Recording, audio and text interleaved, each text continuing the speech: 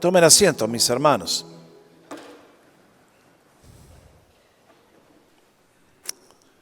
Gracias.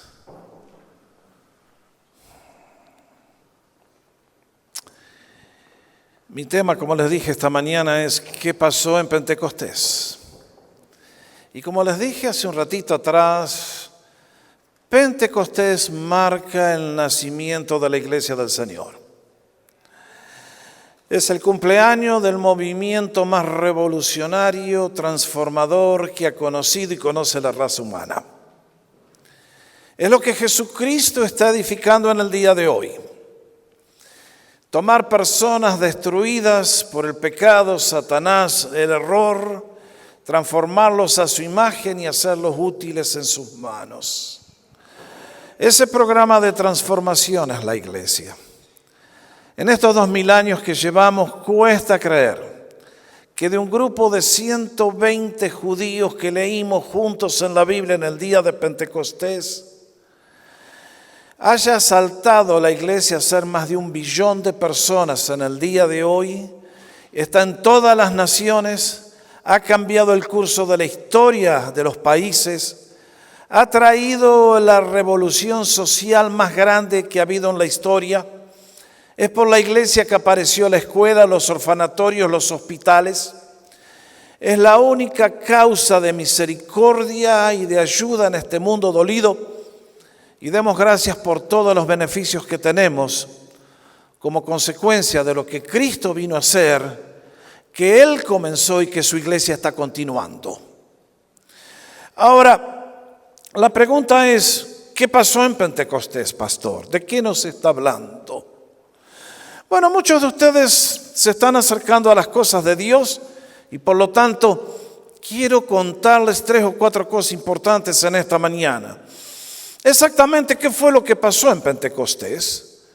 Luego, cuáles fueron los resultados de la venida del Espíritu de Dios sobre aquel grupo de personas. Y finalmente, qué desafíos nos ofrece a cada uno de nosotros en el siglo XXI. ¿Le interesa? Bueno, venga conmigo, vamos. En primer lugar, Pentecostés es el cumplimiento de las profecías de Jesús. Esto que ocurrió en este día no ocurrió porque de repente a alguien se le prendió la lamparita y dijo, vamos a hacer algo el día de Pentecostés. Si ustedes leen en el Evangelio, el precursor de Cristo Jesús, Juan el Bautista, anunció que la gran característica distintiva del ministerio del Señor Jesucristo sería: Él les bautizará en Espíritu Santo y fuego, tal como lo dice Mateo 3:11. Este sería lo que caracterizaría la obra de Jesús. Como consecuencia de su venida, aquellos que le conocieran y tuvieran fe en Él tendrían un encuentro vital con el Espíritu de Dios, serían tomados, sumergidos en Él y sería un fuego transformador que cambiaría sus vidas. Y Jesús mismo se lo dijo a los discípulos 10 días antes que ocurriera este evento del día de Pentecostés. 40 días luego de resucitar de los muertos, el Señor estuvo con los suyos y en ese día leemos, cuando fue tomado de regreso a la gloria en Hechos 1:5, mas ustedes serán bautizados con el Espíritu Santo dentro de no muchos días. Me imagino la perplejidad de aquellos hombres. ¿De qué nos estás hablando, Señor? ¿Qué es esto de que tu Espíritu va a venir, nos va a bautizar?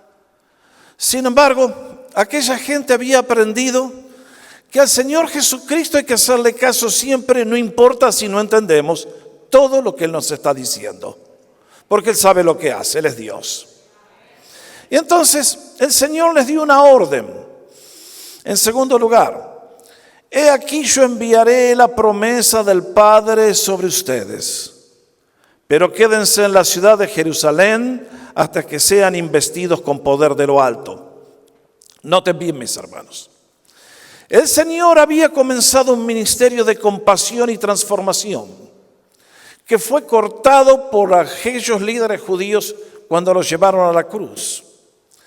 Pero no imaginaban que el día que Cristo resucitara, ese Cristo que había estado contenido en un cuerpo de carne y huesos como el tuyo y el mío, y lo limitaba a un solo lugar, ahora se iba a extender por toda la tierra en el nuevo cuerpo, que eran sus hijos, a quien vendría el Espíritu mismo que le dio a él el poder para obrar.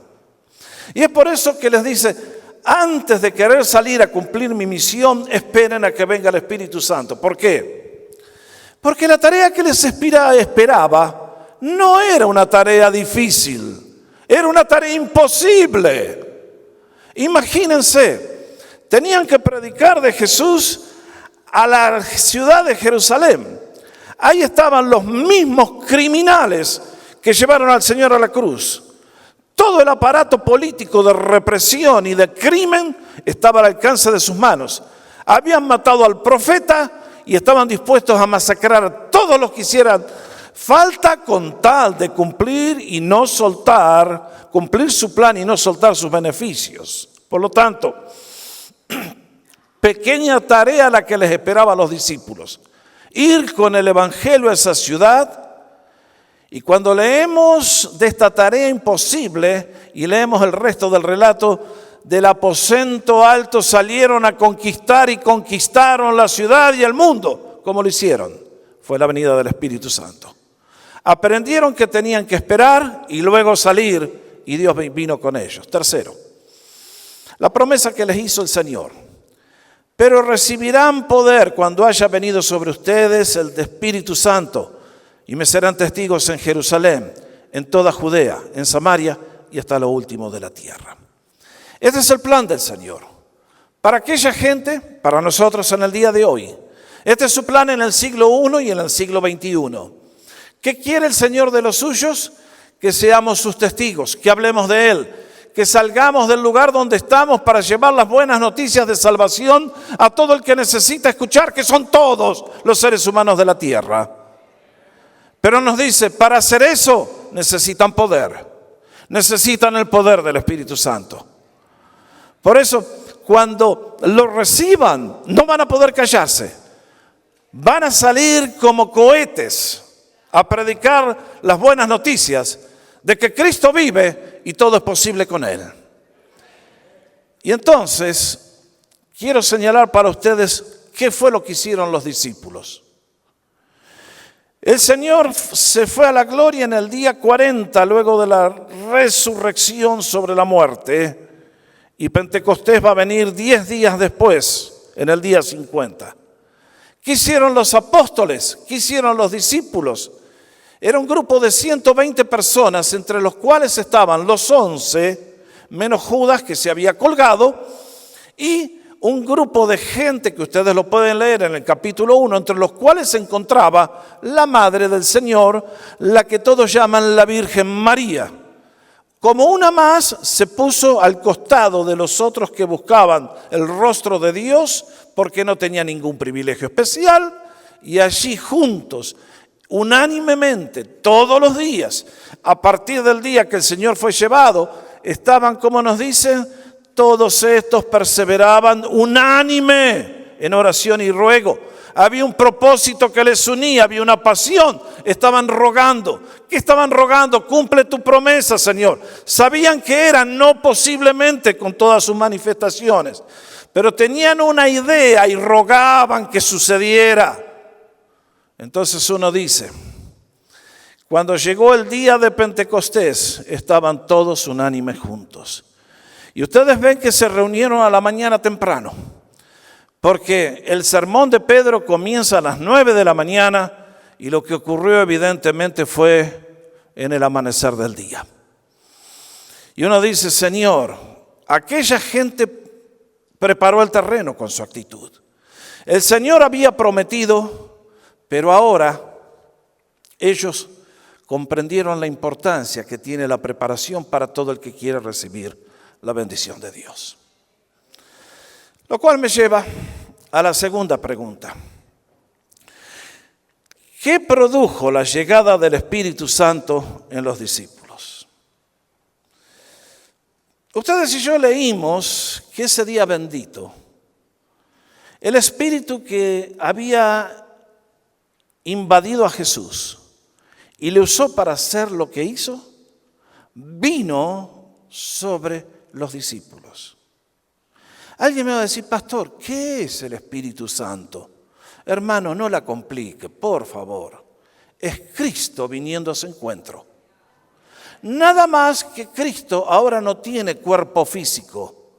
Él viene en la forma invisible, poderosa del Espíritu Santo. Es Cristo que vino a llenar a sus hijos con su poder y su gloria. Y entonces, mis hermanos, leímos juntos que ese día, allí estaban estos creyentes orando y de repente el ruido de un viento recio, de repente las lenguas de fuego y la tercera parte de lo que ocurrió, cómo me gustaría que el Señor lo hiciera hoy aquí conmigo, que viniera sobre mí y yo saliera hablando con perfecto acento escocés el inglés. ¿No sería eso un milagro, queridos? Imagínese, usted abre la boca, dice hi y nadie le entiende. Y de repente saldría del culto hablando un idioma, ¡ja! Que los gringos se quedarían asombrados y le tendrían envidia. Bueno, esto fue lo que hizo el Señor. Eso fue el cumplimiento de una profecía de Isaías. Cuando le dijo a la nación de Israel, en lengua extraña tendré que hablar a este pueblo porque se han hecho lentos para escuchar. Así que esto fue una señal milagrosa para la nación hebrea. Y entonces el Espíritu Santo cae. Y juntos leímos de lo que pasó. Fueron resultados admirables. Piensen por un instante.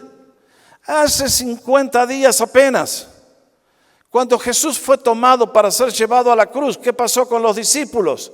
Le dieron la espalda, lo abandonaron, le dejaron. Pedro le negó blasfemándole. Toda esta gente fueron gallina, chicken chow mein. Se asustaron, dijeron, perdemos la vida, nos matan. ¿Dónde estaban el domingo a la noche cuando Cristo apareció resucitado? Encerrados en un cuarto porque tenían miedo a los judíos que los iban a matar. ¿Y cómo es posible que este grupo de hombres pusilánimes, asustados, temerosos, cobardes, fueron transformados en algo tan glorioso como lo que vamos a ver? Fue la venida del Espíritu Santo. Y mis hermanos, ¿qué fue lo que hizo el Espíritu Santo? Primer fruto del Espíritu Santo, los fusionó en una hermandad indivisible. ¿Quiere recordarlo?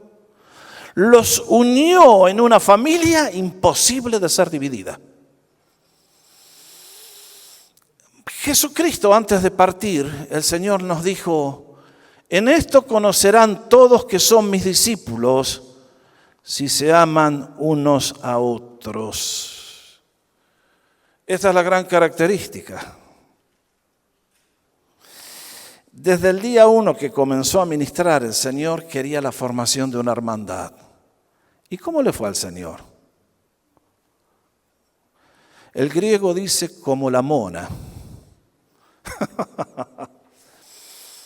Los discípulos eran un grupo unido hasta la noche antes de ir a la cruz. Se estaban peleando, cambiando palabras hirientes y acusándose y diciéndose y chismeando y diciendo cosas destructivas. Al punto tal que el Señor tuvo que tomar una palangana con agua y lavarle los pies y decirles, oigan, esto es lo que quiero que ustedes aprendan, No va por el ego y por el pecado, es el amor. Y si yo le pregunto a todos ustedes, ¿ustedes son personas que aman? Todos me dicen, sí, pastor, somos todos ángeles con 8 alas. Tenemos más que los serafines del cielo que tienen 6. No esté tan seguro, hermano. Aquella gente, la noche antes de ir a la cruz, ¿qué me importa el Señor? Acá son todos feos, acá son todos malos. ¿Conoce la historia? Y sin embargo, la venida del Espíritu Santo fue lo que hizo el cambio.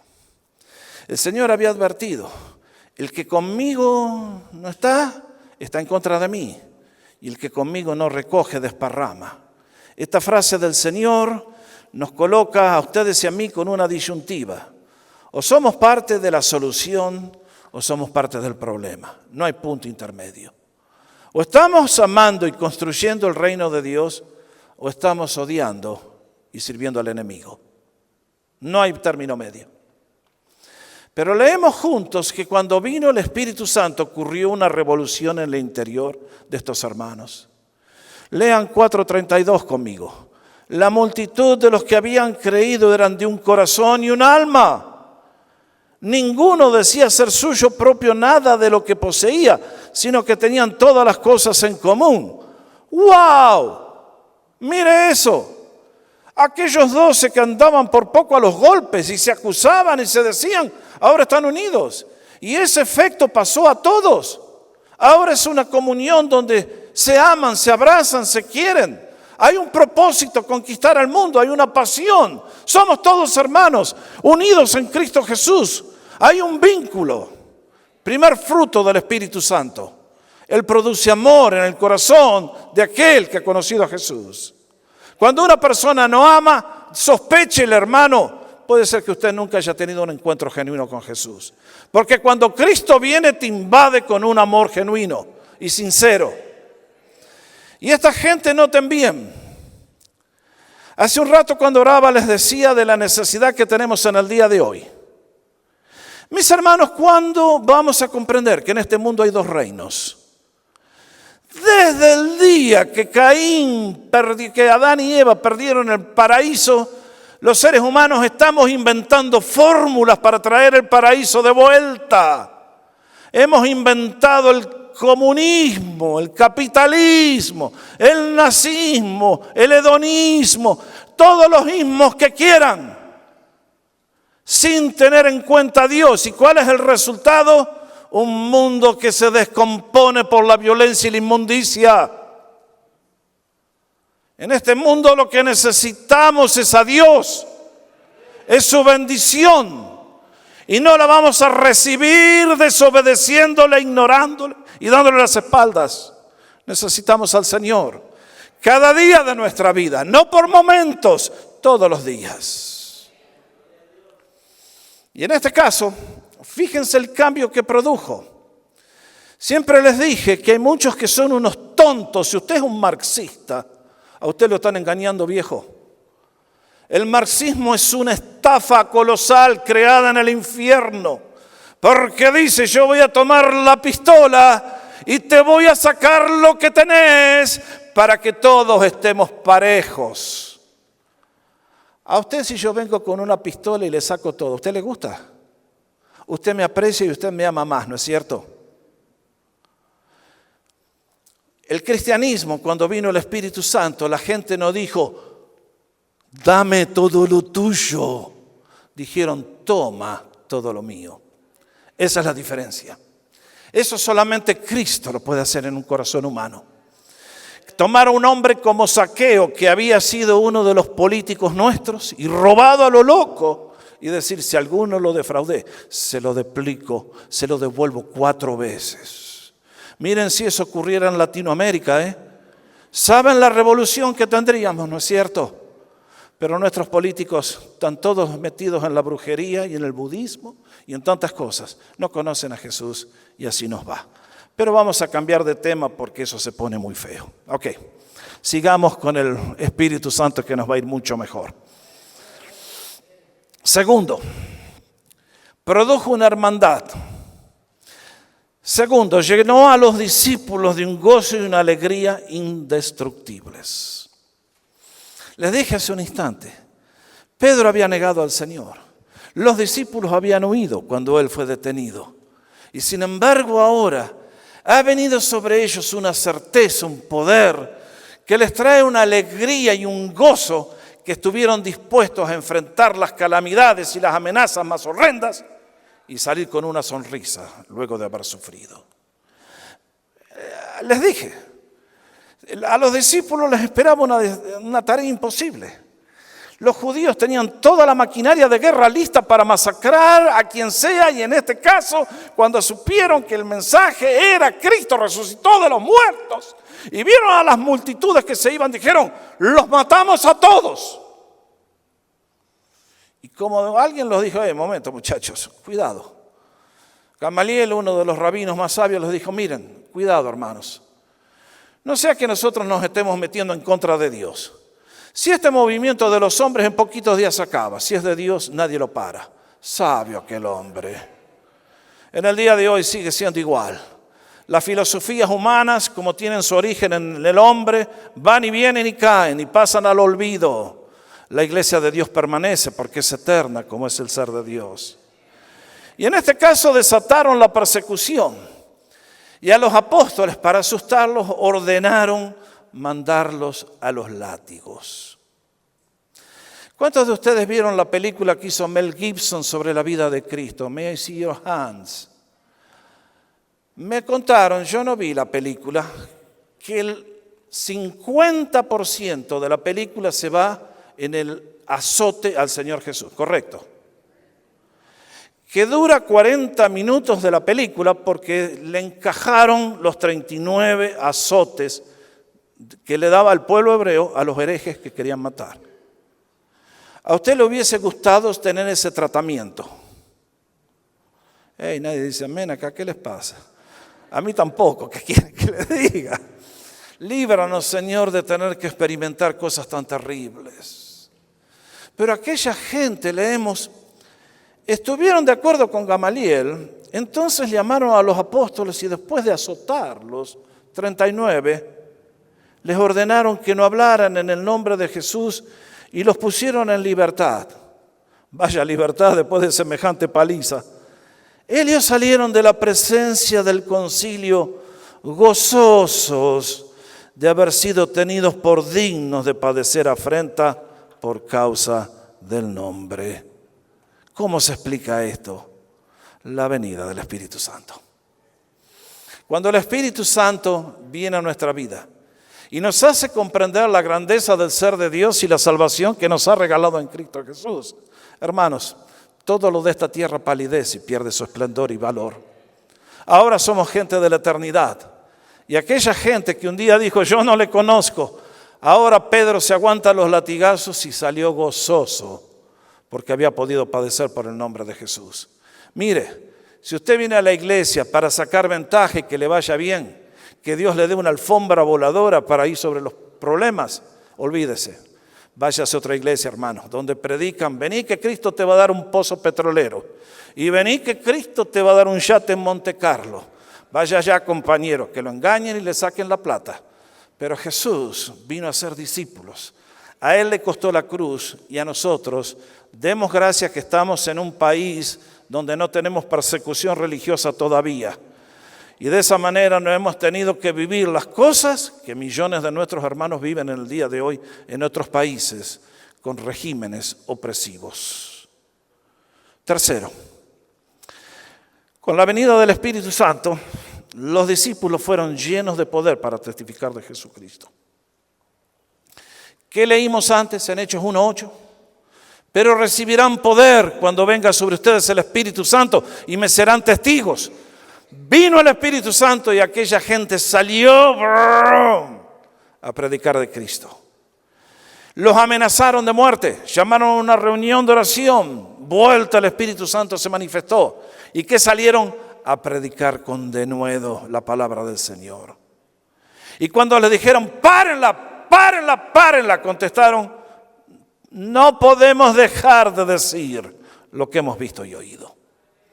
Aquella gente no tenían un Cristo de cabeza, tenían un Cristo de corazón que habían conocido. Y ahora ese Cristo vivía dentro de ellos por el poder del Espíritu Santo. Si usted me dice: a mí me da miedo testificar del Señor, mi hermano, asegúrese que usted tiene un fuego verdadero y no un fuego pintado. Hay mucha diferencia entre uno y otro. Asegúrese que tiene al Cristo verdadero en su corazón. Porque cuando Cristo entra es el que nos da poder para testificar.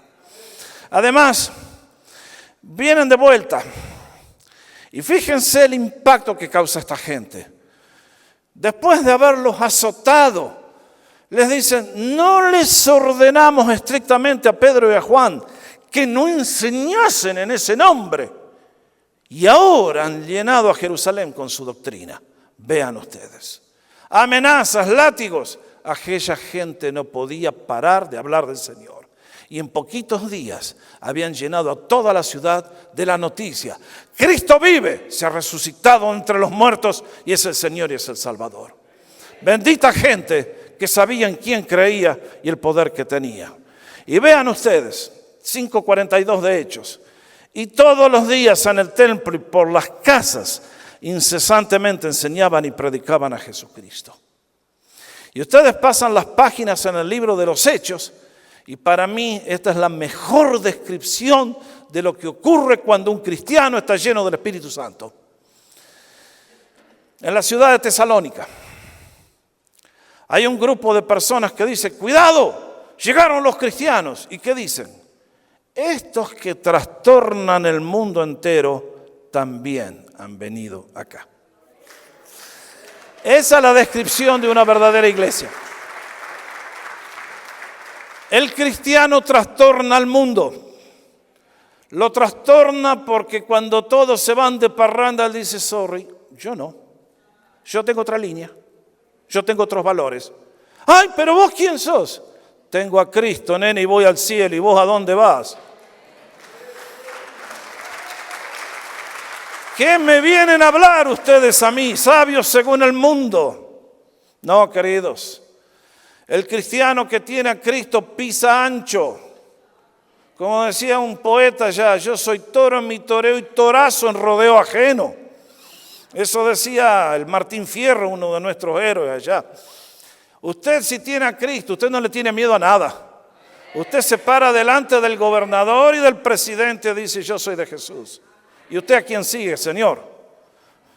Entonces, el cristiano trastorna el mundo entero con el poder del Espíritu Santo. Pero hay más todavía. Si esto nos asombra, todavía no llegué a lo mejor. Ahí vamos. ¿Quieren seguir o paro acá nomás y ya? Cuarto beneficio. Los discípulos fueron llenos de un poder asombroso. ¡Wow!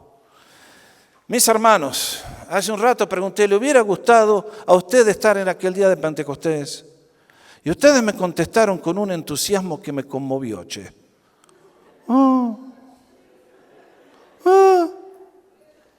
Usted no cree lo que está en la Biblia, ¿no es cierto, hermano? Esto es para otra generación, tal vez al pastor le gusta hablar de cosas. Vean lo que ocurrió, queridos. En primer lugar, leímos juntos en el capítulo 2. Sobrevino temor a toda persona de la ciudad y muchas maravillas y señales eran hechas por los apóstoles.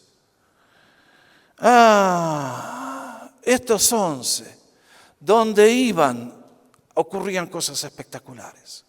Ocurrían milagros portentosos. Y como vamos a ver en un segundo, esta bendición pasó a muchos otros que no solamente eran del círculo íntimo del Señor. Pedro, que había negado al Señor, vean el cambio. Este hombre que no la regó, no. Cristo lo toma. Y miren lo que pasa en 5:15 de los Hechos. Este impacto del Espíritu Santo es tan grande, tanto que sacaban a los enfermos a las calles y los ponían en camas y camillas. ¿Para qué? Al pasar Pedro, a lo menos su sombra cayera sobre alguno de ellos. Madre querida, usted dice, ¿pero será posible? Sí, mis hermanos, es posible. Esto no es fantasía para la ciencia ficción. Esto es lo que ocurrió en aquel entonces y si tú tienes fe te puede ocurrir también ahora a ti en el día de hoy. Tercero, vean el caso de Esteban, capítulo 6. La iglesia ha crecido. Hace falta colaboradores. Colaboradores que alguien me hubiera dicho, che, a ese ponelo ahí para ayudar a la viudita, Y sin embargo, dentro de aquel grupo vienen hombres como Esteban y Felipe. Y nos dice en 6:8, Esteban, lleno de gracia y de poder, hacía grandes prodigios y señales entre el pueblo. Este no era de los 12 originales. Este es uno como usted y como yo, que ninguna señal de burguesía ni de aristocracia espiritual, que entramos al reino siendo los proletarios y los demás abajo. Y sin embargo, en las manos de Jesús, el santo más débil que tiene fe en Él puede llegar a hacer cosas que son imposibles de ser imaginables. Eso es lo que Dios quiere hacer con todos nosotros. Eso es lo que Dios quiere hacer contigo. Dios no te llamó para hacerte un mediocre y para que vengas acá otra vez el domingo. Para el verdadero cristiano, venir a la iglesia es el momento más feliz de la semana. Es el momento cuando venimos a encontrar al Dios viviente, que vive en su palabra, que vive en las alabanzas y que tiene toda posibilidad en el día de hoy, que quiere bendecir a su pueblo con manos extendidas y que puede venir a través de tu vida y de la mía, si tan solo estamos dispuestos a obedecerle y creerle. Y vean el caso de Felipe. La gente en Samaria, campaña evangelística, escuchaba atentamente las cosas que decía Felipe, oyendo y viendo las señales que hacía, milagros. Pues de muchos que tenían espíritus impuros, salían estos lanzando gritos y muchos paralíticos y cojos eran sanados, así que había gran gozo en aquella ciudad. ¿No le hubiera gustado estar ahí? Ahí vamos mejor, qué bueno, qué impresionante cómo hemos mejorado en tan poco tiempo. Mis hermanos, esto es lo que pasó en Pentecostés. La promesa del Padre, Cristo ha venido y aquella gente se encuentran que ahora son una familia, se defienden entre ellos, se proveen entre ellos, parten del pan, de la comunión. Qué momentos de alegría, qué momentos de impacto. Testificaban con fervor y señales y manifestaciones por todas partes. Qué poder transformador. Y uno dice, ¿y qué desafío nos deja Pentecostés? Bueno, al ver la situación actual, uno tiene que sacar algunas conclusiones. Lo que ocurrió en Pentecostés no ocurre muy seguido por acá, ¿no? Y yo tengo la respuesta, es esta. En el siglo XXI hemos recibido un Espíritu Santo aguado. Esa es la causa de todos nuestros problemas. ¿Estaré en el acierto o estaré en el error? Mis hermanos, ¿será que aquellos tuvieron una versión de lujo y nosotros recibimos la copia ya? No. El Espíritu Santo, nos dice Juan el Bautista, Dios no da el Espíritu por medidas. El Espíritu Santo que descendió en aquel día de Pentecostés es el mismo que está vivo hoy y quiere venir a tu vida. Ahora escúchame bien. Acá hay una promesa que hizo el Señor. Y fíjense, en la fiesta de los tabernáculos, es la última fiesta del año, es el día más solemne de la fiesta. Venían los sacerdotes con sus cántaros, salían del templo, iban hasta el arroyo ahí, del Cedrón, lo cargaban con agua, haciendo una procesión, traían aquellos cántaros y luego lo volcaban en el altar. ¿Sabían lo que estaban haciendo? Posiblemente no. Y es en ese momento cuando Cristo, el Señor, alzó su voz y dijo, en el último y gran día de la fiesta, Jesús se puso en pie y alzó la voz para decir, escuchen lo que les voy a decir. Si alguien tiene sed, venga a mí y beba. El que cree en mí, como dice la Escritura, de su interior brotarán ríos de agua viva.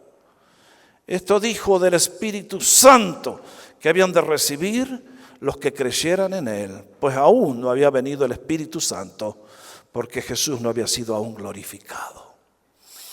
¿Qué dijo Jesús en aquel día? Si alguno tiene sed, esto es individual. Jesús no puede fabricar la sed. Eso depende de ti y de mí.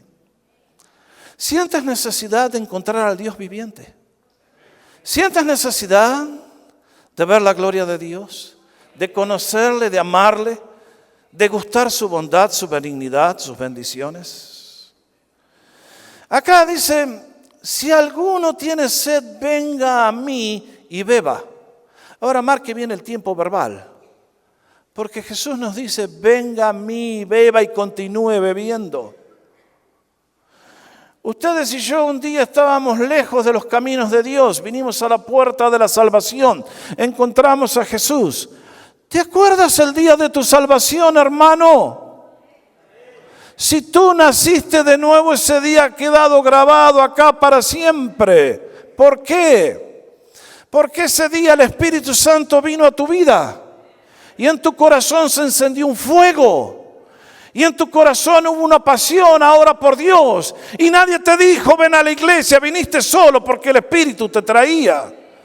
Y cantabas con alegría y leías la palabra con pasión. Y en el día de hoy quiero decirles a muchos de ustedes, amados hermanos, que están bebiendo más y más del Señor. Continúa, amado, no te detengas.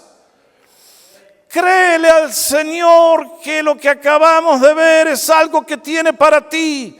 Te ha bendecido hasta aquí, pero tiene mucho más para ti todavía. No ceses de buscarle.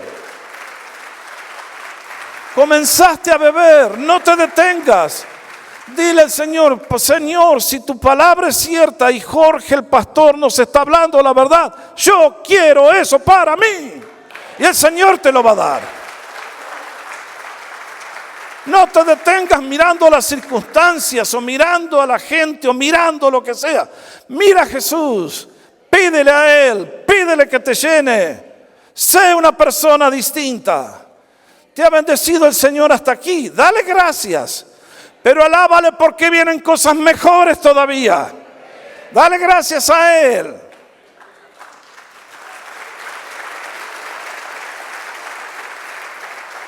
Que esta promesa de Pentecostés sea en este día un aliciente para tu corazón, en decir, Señor, dame perseverancia y firmeza. Continúa despertando mi corazón para encontrarte más y más y conocerte. Como Moisés dijo un día, muéstrame tu gloria, Señor. ¿Has sentido alguna vez esa sed? ¿Te conformas apenas con estar salvo?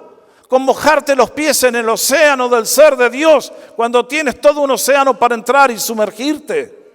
Pídele al Señor que se manifieste, es para ti la bendición. Pero me temo también que el hablar del Espíritu Santo es hablar de un problema que tenemos los creyentes. Y es que el fuego que hemos recibido, si nosotros no mantenemos la llama ardiendo, dándole combustible, la llama se apaga. Por eso el Señor un día le tuvo que hablar a una iglesia muy seriamente diciéndole, tienes muchas cosas buenas, pero has perdido el primer amor. Eso es serio. Eso es grave. Porque cuando perdemos el primer amor, la vida cristiana se convierte en una carga, y en un suplicio y en un purgatorio. Y la pregunta es esta, hermano, ¿por qué los creyentes se apagan? Porque lo que un día les dije, ¿te acuerdas el día de tu conversión? ¿Qué fue ese fuego que sentías? Esa era la presencia del Dios vivo, del Espíritu Santo que estaba en ti. Pero tú dijiste, no tengo trabajo y voy a trabajar los domingos. Lo siento mucho. Bye, bye. Mi hijo tiene que jugar al fútbol y yo lo tengo que llevar a la clase de béisbol. Sorry, iglesia. Y tú hiciste decisiones desacertadas, una peor que la otra. Y de a poquito el entusiasmo se fue apagando y hoy eres una cáscara de un huevo de avestruz. ¿Vieron alguna vez un huevo de avestruz? Son grandototes así, pura cáscara, nada. Y hay muchos cristianos que son así, cáscara. Cero poder, cero gozo, cero amor, cero todo. El Espíritu Santo se ha apagado. ¿Cuál es la palabra que te dice el Señor a ti en esta mañana? Está en 2 Timoteo capítulo 1. Reaviva el don del Espíritu Santo que ha sido dado a ti. Eres tú el que lo tienes que reavivar, no Dios. Dios viene a tu vida en este día y te dice, hijo, si te están engañando, tené cuidado, querido, porque el diablo destruye y te está destruyendo a ti. Miren, hermanos, yo cada vez que más viejo me pongo, más miedo le tengo al diablo, más respeto, no sé. El diablo infiltra familias, infiltra iglesias, infiltra seminarios, infiltra tu vida y es más vivo que vos. Y cuando tú naciste ya tenía miles de años de engañar a la raza humana. Si tú esta mañana cuando te hablo del diablo te parece chiste, te ruego que leas 2 Timoteo capítulo 2, donde el apóstol Pablo habla de que los pastores, los que predicamos, tenemos que ser mansos para ver si quizá Dios les concede que se escapen del lazo del diablo en el cual están cautivos a la voluntad de Él. Eso lo dice la palabra de Dios. Muchos dicen, yo soy independiente. No, tú no eres independiente. El diablo te tiene. Tú necesitas a Dios en este día. Y alguien estará aquí esta mañana diciendo, pastor, ¿y todo esto? ¿Cómo? Queridos míos, si tú estás buscando a Dios, bienvenido a la casa de Dios. Hoy estoy dando un tema para un poco más, para la gente más avanzada. ¿Tú quieres saber de Jesús? Ven a Jesús. Ven a conocerle. Pregunta, infórmate, búscale. Lee los evangelios. El otro día les hablaba de la importancia de la memorización. Un hermano, ojalá todos fueran sabios como él, vino y me preguntó, pastor, ¿dónde empiezo a memorizar? Bueno, tome los salmos. Comience con el Salmo 23. Siga por el Salmo 1, siga por el Salmo 15. Siga por el Salmo 19, siga por el 46. Usted va a conocer a Dios y cuando la palabra de Dios mora en usted, va a encontrar que tiene un poder indescriptible, porque es la palabra del Dios vivo y va a venir a su vida para transformarle. ¿Qué pasó en Pentecostés? Se cumplieron las profecías que el Señor había hecho. Se cumplieron las promesas que el Señor había hecho. Aquella gente fue transformada y en el día de hoy, mis hermanos, ser cristiano es vivir en Pentecostés. Todo el resto es sombra, todo el resto es cuento. Yo no quisiera que ninguno de ustedes, ni para mí ni para ustedes, que vivieran un espejismo, que vivieran en las sombras, sino que vivan en la plenitud de la bendición de Dios, en el centro de su voluntad, agradándole en todo y llevando fruto en toda buena obra. Dijo el Señor, si alguno tiene sed, venga a mí y beba, y yo le garantizo que de su ser interior van a correr ríos de agua viva.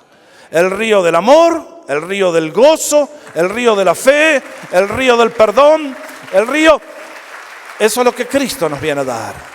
Cristo no vino a ponerte un parche, Cristo vino a hacerte una nueva persona por el poder del Espíritu Santo. Y ese es el Cristo que predicamos en este púlpito, en esta iglesia, y que está vivo en esta mañana aquí. Llama a la puerta de tu corazón y te dice, déjame entrar, déjame bendecirte, déjame hacer todo en tu vida, en todo momento. ¿Qué diremos al Señor? Este es nuestro gran privilegio. Lo que pasó en Pentecostés puede pasar hoy aquí en California. El Cristo que inundó a aquella gente nos quiere inundar a todos. ¿Estás dispuesto a recibirle? Esa es la respuesta que vamos a dar al Señor ahora. Vamos a ponernos de pie para orar.